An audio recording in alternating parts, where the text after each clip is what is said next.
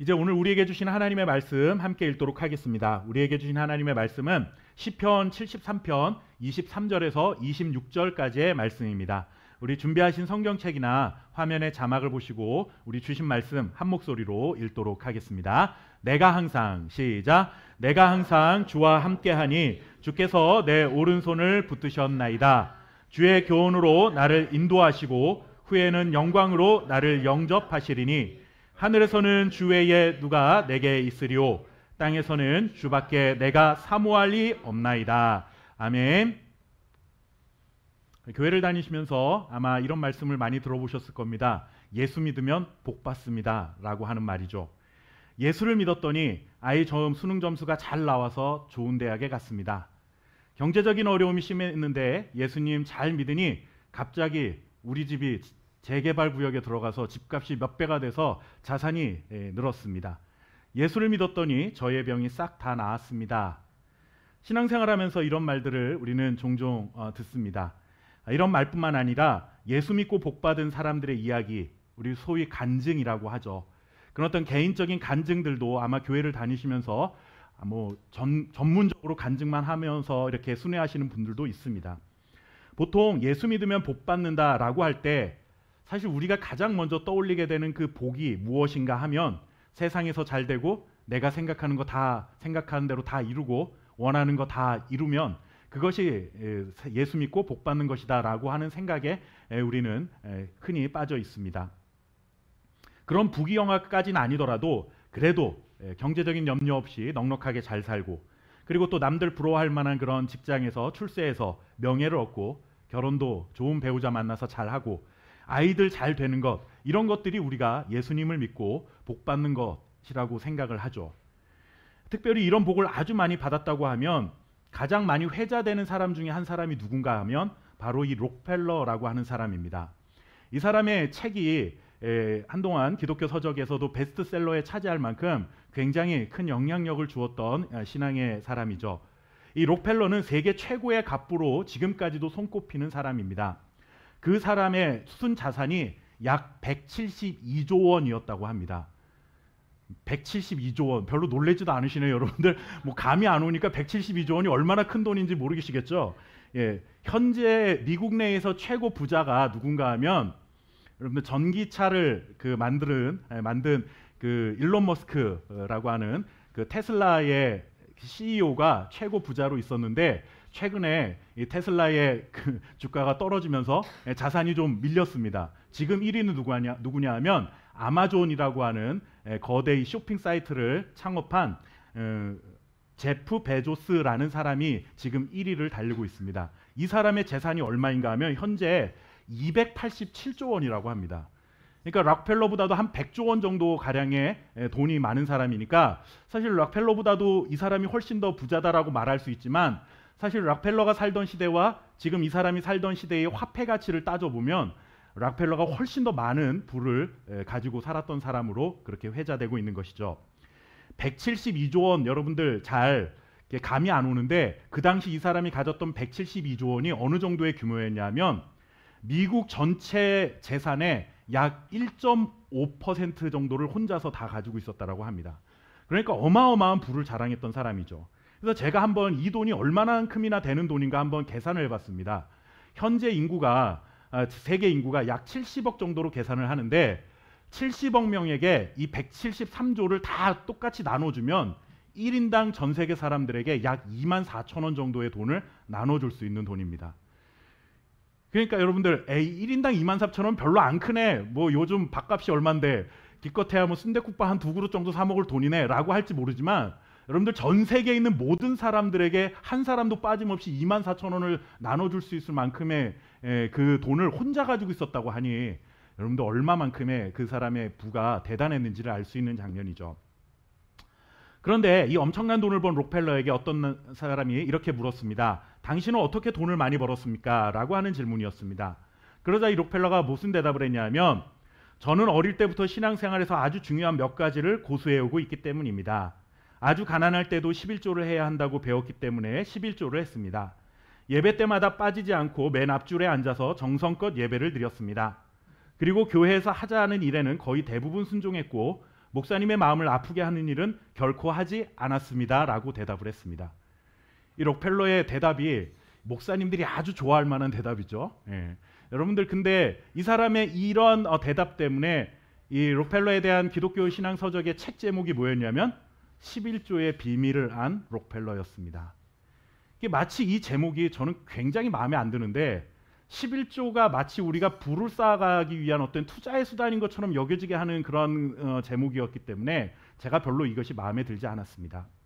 이 사람의 중심이 어디에 있느냐보다 그 사람이 뭘 했느냐에 자꾸 우리는 관심을 가지고 그 사람이 이것을 했기 때문에 복을 받았다, 부자가 되었다라고 하는 것으로 이해를 한다면 평생을 우리가 11조 정말 1원 한 장 떼어먹지 않고 신실하게 그렇게 신앙생활했던 분이 평생 살면서 물질 때문에 고난을 받아야 되는 그런 삶 가운데 있는 사람들은 과연 무엇으로 설명이 되겠느냐라고 하는 것입니다.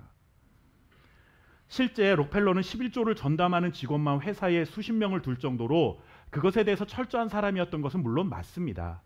수입의 일정량을 떼어서 물질의 주인이 하나님이신 것, 그것을 고백하는 헌금, 그리고 예배를 정말 진실한 마음으로 그가 드리고, 그리고 또 교회를 소중히 여기고, 그리고 이러한 마음들을 가지고 신앙생활을 하는 그의 자세에 대해서 제가 뭐라 하는 것이 아니라 마치 그것 때문에 그가 세계 최고의 갑부가 된 것처럼 이해하는 것은 잘못된 생각이다라고 하는 것이죠.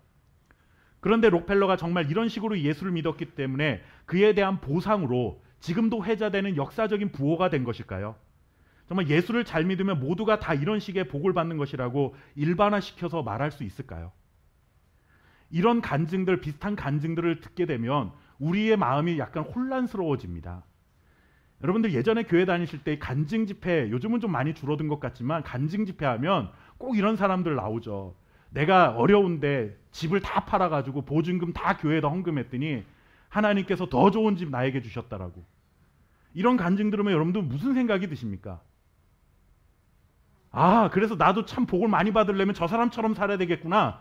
이런 생각을 하기보다는 나도 예수를 그래도 잘 믿는다고 생각하는데 왜 저 사람에게만 그런 복이 주어지지 하는 이런 상대적인 빈곤감 속에 우리가 빠져들 수 있다는 거죠.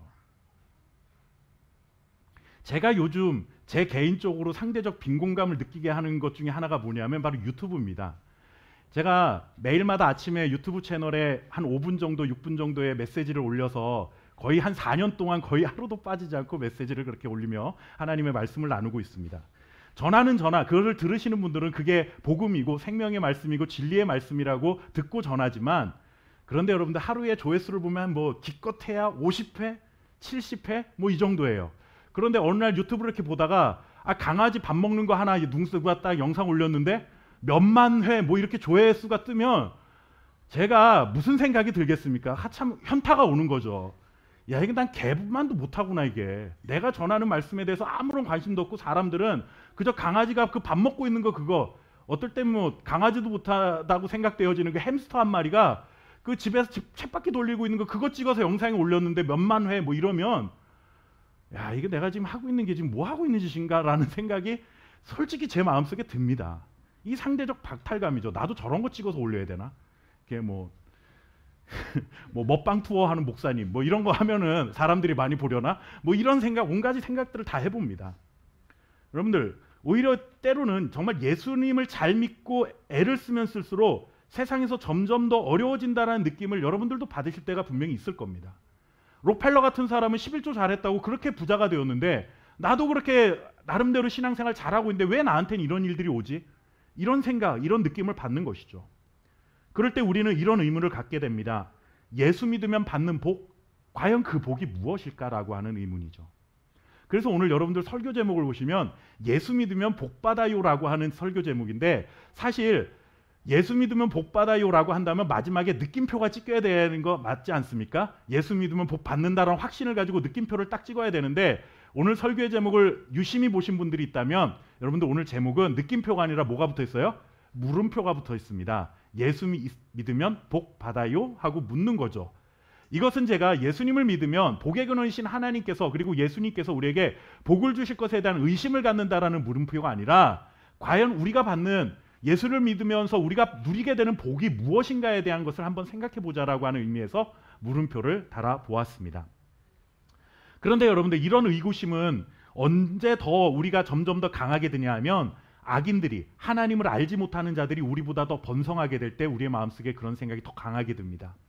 하나님을 믿는 사람들이 모든 복을 다 받아야 할 것 같은데 하나님을 믿지 않을 뿐만 아니라 오히려 세상의 지탄을 받는 마땅한 사람들이 오히려 많은 것을 누리고 우리보다 더 풍성한 것을 누리고 살아가면 과연 우리는 어떻게 살아가야 하는가라고 하는 이런 생각들이 찾아온다라고 하는 것입니다. 그럼 회의감마저 들 수 있죠. 그런데 이런 혼란이 여러분들 우리만의 이야기는 아니었습니다. 구약의 한 편을 장식한 오늘 시편 73편, 이 시를 쓴 사람이 누군가 하면 아삽이라는 사람인데 이 시인도 우리와 똑같은 고민을 안고 살았습니다. 여러분들 오늘 시편 73편 1절부터 우리 3절 말씀을 같이 한번 좀 읽어보도록 하겠습니다. 아삽이 이것 때문에 고통스러워하고 있습니다. 말씀을 함께 읽겠습니다. 하나님이, 시작. 하나님이 참으로 이스라엘 중 마음이 청결한 자에게 선을 행하시나 나는 거의 넘어질 뻔하였고 나의 걸음이 미끄러질 뻔하였으니 이는 내가 악인의 형통함을 보고 오만한 자를 질투하였음이로다. 아멘. 여러분들 아삽이라는 사람도 우리와 똑같지 않습니까? 하나님이 정결한 자에게, 마음이 정결한 자에게 선을 행하시는 건 나도 믿기는 믿습니다.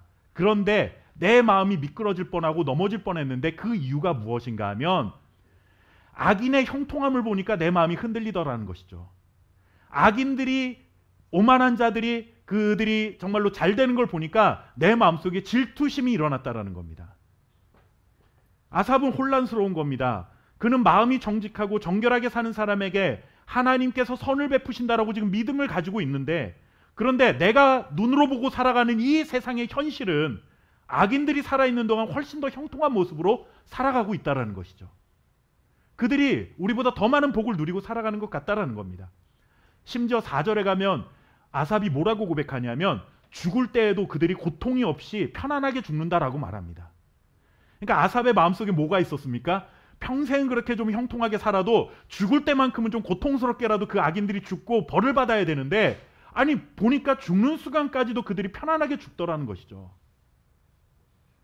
이런 현실을 보니까 자신이 하나님이 정말로 정결한 자에게, 마음이 정결한 자에게 선을 베푸시는 일이 분이 맞나? 의로운 분이 맞나라고 하는 의심이 든다라는 겁니다. 마음이 흔들린다라는 것이죠.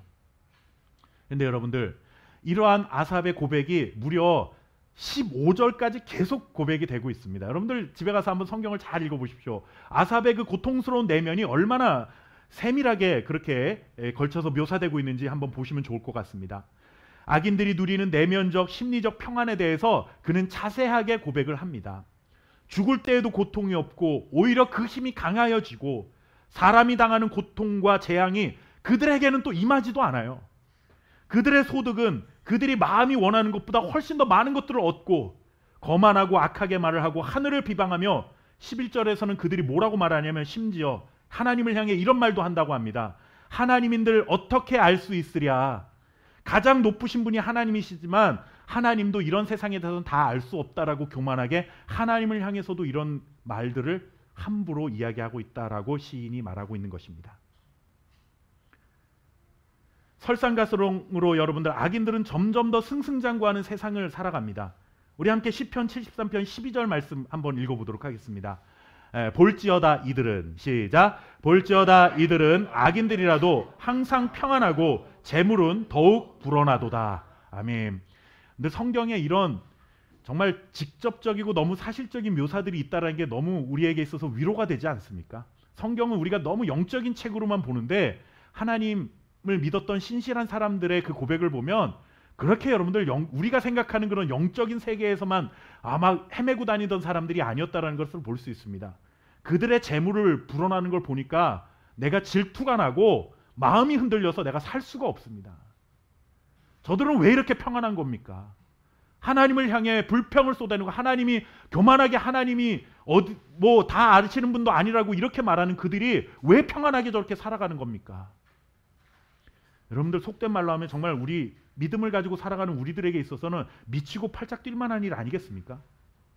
아삽은 그들의 성공과 편안함 그리고 윤기가 흐르는 모습들을 보면서 그들이 누리는 복과 성공을 보면서 자신이 정직하고 열심히 성실하게 그리고 깨끗하게 살려고 했던 것에 대해서 이거 다 의미 없는 일 아닌가라는 생각을 하기 시작한 겁니다.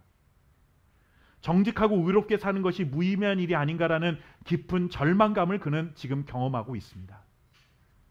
그는 절망한 자신을 내 마음을 14절에서 이렇게 고백합니다. 14절 말씀 제가 읽어드릴게요. 온종일 재난을 당하고 아침마다 징벌을 받았다라고 고백합니다.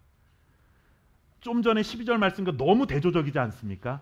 악한 사람들은, 하나님을 저주하는 사람들은, 하나님을 비난하는 사람들은 항상 편안하고 재물은 점점 더 늘어가는데, 하나님은 선하신 분이십니다. 마음이 정결한 자에게 복을 주시는 분입니다라고 믿고 살아가는 우리들은 온종일 재난을 당하는 것 같고 아침마다 징벌을 받는 것과 같은 인생이니 이게 웬일입니까? 라고 고백하는 거죠.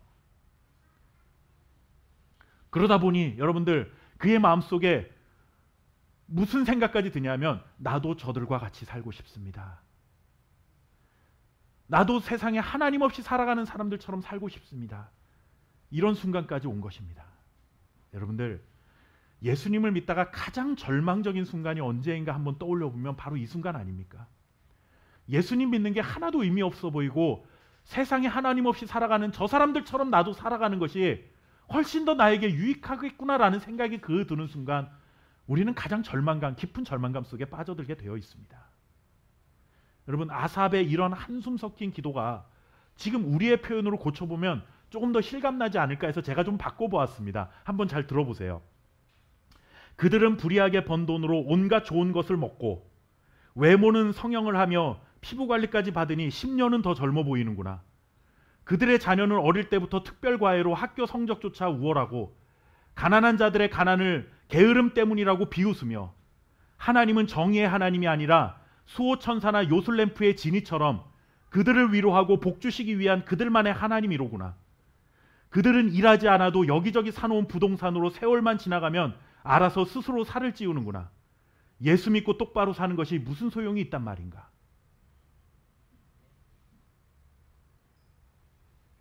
아삽의 시를 제 표현으로 한번 바꿔보았습니다. 여러분들, 지금 아삽이 이런 시대 속에 이렇게 지금 고백하고 있는 거예요.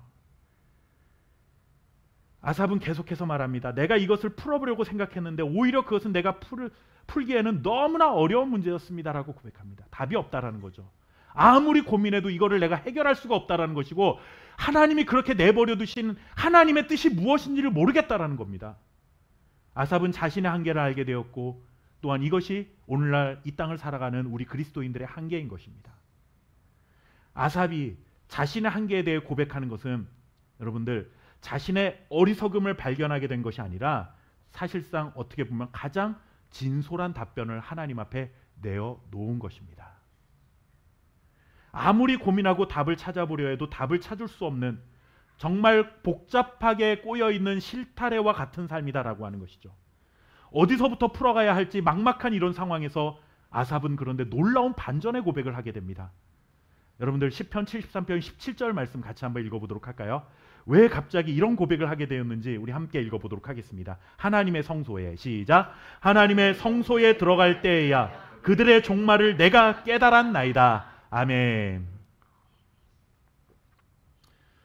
세상을 바라보면서 그들의 잘 되는 것을 볼 때는 너무나 마음이 힘들고 어렵고 아무런 답을 찾을 수가 없고 하나님의 뜻이 무엇인지 알 수가 없었는데, 하나님의 성소에 들어가니까 그때서야 아하, 비로소 악인들의 결말이 어떨지를 내가 깨닫게 됩니다라고 하는 고백을 하기 시작합니다.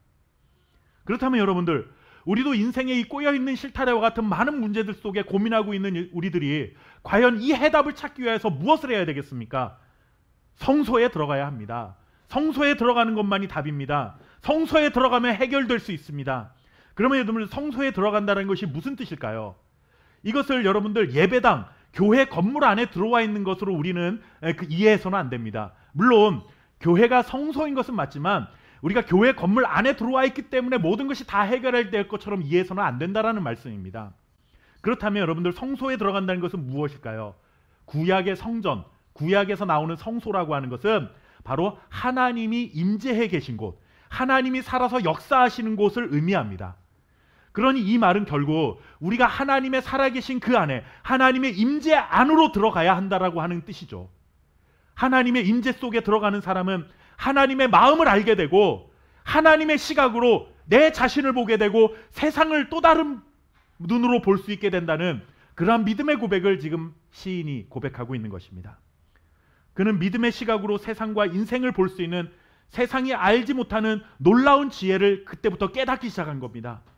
비로소 지금까지의 모든 의구심과 회의가 하나씩 해결되기 시작하는 것을 그는 경험한 것입니다. 인생을 살아가면서 우리가 다 알 수 없고 다 이해하지 못하는 그 모든 문제의 해결책, 그 핵심은 바로 하나님의 임재 속으로 들어가는 것입니다. 하나님의 임재 속으로 들어간다는 것, 좀 쉽게 말하면 무엇이냐면 우리가 하나님과 동행하는 것입니다. 그런데 그렇다면 하나님과 어떻게 동행할 수 있을까요? 참 이것은 우리 신앙인들에게 어떻게 보면 가장 기본적이고 쉬운 일인 것처럼 여겨지지만 가장 어려운 일이기도 한 것입니다. 어떻게 하나님과 동행합니까? 우리 눈에 보이는 하나님이시라면 내가 손잡고 가면 될 텐데 우리 하나님은 눈에 보이지 않는 분이잖아요. 우리 손으로 만질 수가 있는 분이 아니잖아요. 그런데 어떻게 하나님과 동행하느냐라고 하는 것입니다. 여러분들 이 알듯 말듯한 이 질문에 대한 대답은 의외로 쉽게 해결이 될 수 있습니다. 우리 함께 마태복음 1장 23절 말씀 같이 한번 읽어보도록 하겠습니다. 보라 처녀가, 시작. 보라 처녀가 잉태하여 아들을 낳을 것이요 그의 이름은 임마누엘이라 하리라 하셨으니 이는 번역한즉 하나님이 우리와 함께 계시다 함이라. 아멘. 어떻게 하나님과 동행합니까? 하나님은 감사하게도 이러한 의문을 갖는 우리들에게 정말 간단한 답변을 허락해 주셨습니다. 너희가 노력해서, 사람들이 노력해서 하나님과 동행하게 되는 것이 아니라 내가 너희를 찾아가서 너희와 함께 해주겠다라고 하나님이 약속해 주고 있습니다. 이 약속을 성취하신 분이 누구입니까? 바로 이 땅에 인간의 몸을 입고 오신 하나님의 아들이신 예수님입니다. 예수님을 통해서 우리는 하나님이 우리와 함께하고 있다는 사실을 믿게 되는 것이죠. 우리가 하나님과 동행할 방법을 찾아야 하는 것이 아니라 인간의 몸을 입고 이 땅에 오신 하나님의 아들 예수 그리스도를 믿음으로 고백하게 될 때에 하나님이 나의 인생 가운데 뛰어들어 오시고 영원히 나와 동행하시는 은혜를 누리며 살아갈 수 있게 된다라고 하는 것입니다. 오늘 본문으로 다시 돌아와 보겠습니다. 아삽도 똑같은 경험을 했습니다. 그래서 그가 이와 같은 고백을 하죠. 시편 73편 23절 말씀입니다. 다시 한번 우리 말씀을 읽겠습니다. 내가 항상, 시작. 내가 항상 주와 함께하니 주께서 내 오른손을 붙드셨나이다. 아멘. 저는 너무나 이 말씀이 은혜가 됩니다. 우리가 하나님의 손을 잡는 게 아니라 하나님이 우리의 손을 잡고 계시다라는 거 아닙니까?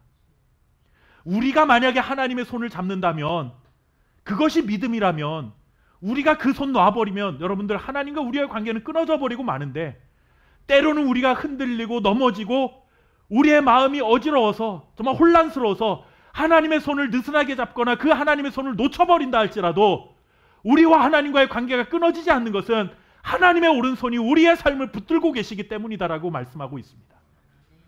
여러분들 그 하나님이 우리의 삶을 지켜주고 계시는 줄 믿습니다. 인간적인 시선으로 세상을 보았을 때는 세상을 다 이해할 수가 없습니다. 그런 세상 안에 우리를 덜그러니 남겨두시는 그 하나님의 뜻이 무엇인지 우리가 도대체 이해할 수 없는 순간들이 너무나 많습니다. 의를 위해 살아가는 것, 믿음을 가지고 살아가는 것이 무엇이 의미가 있는지, 예수 믿어 복을 받는다는데 도대체 나한테 주신 복은 무엇인지를 깨달아지지 못하는 그런 순간들, 혼란스러움 속에 우리는 살아갑니다. 그러나 하나님의 그 임재 속에 하나님과 동행하는 자들에게는 새로운 차원의 세상이 열리기 시작한다라고 하는 것이죠. 여전히 부족한 존재인 것이 나는 맞고 혼란을 겪고 있으며 악인들의 형통을 부러운 시선으로 때로는 질투하고 동경하기도 하지만 하나님께서는 우리의 손을 오른손으로 나를 붙잡고 계시고 계속해서 주의 교훈으로 우리를 가르치시고 인도하시겠다는 사실을 깨닫게 되는 기적을 우리가 경험하게 된다라고 하는 것입니다. 이런 새로운 믿음의 경험을 한 아삽은 정말 복받은 사람이 누구인가 이렇게 고백을 합니다. 우리가 읽었던 오늘 본문 말씀 7편 73편 25절과 26절 말씀입니다. 다시 한번 읽어보도록 하겠습니다. 하늘에서는, 시작. 하늘에서는 주 외에 누가 내게 있으리요? 땅에서는 주밖에 내가 사모할 리 없나이다. 내 육체와 마음은 쇠약하나 하나님은 내 마음의 반석이시요 영원한 분기시니라. 아멘. 네, 자막이 좀 준비가 안 되어 있는 것 같습니다. 제가 다시 한번 읽어드리겠습니다. 하늘에서는 주 외에 누가 내게 있으리요? 땅에서는 주밖에 내가 사모할 리 없나이다. 내 육체와 마음은 쇠약하나 하나님은 내 마음의 반석이시요 영원한 분기시라. 여러분들, 하나님의 임재 속에 들어가 보니까 하나님 자신이 우리의 영원한 분기시 되신다는 사실이 보이기 시작한 것입니다. 분기시라는 말이 무슨 말이냐 하면, 전쟁이 끝나고 나면 이긴 쪽에서 패자국에서 가져온 이런 전리품들이 있죠. 그 전리품들을 나눠 갖는 것을, 이제 그 몫을 나누는 것을 분깃이라고 말합니다.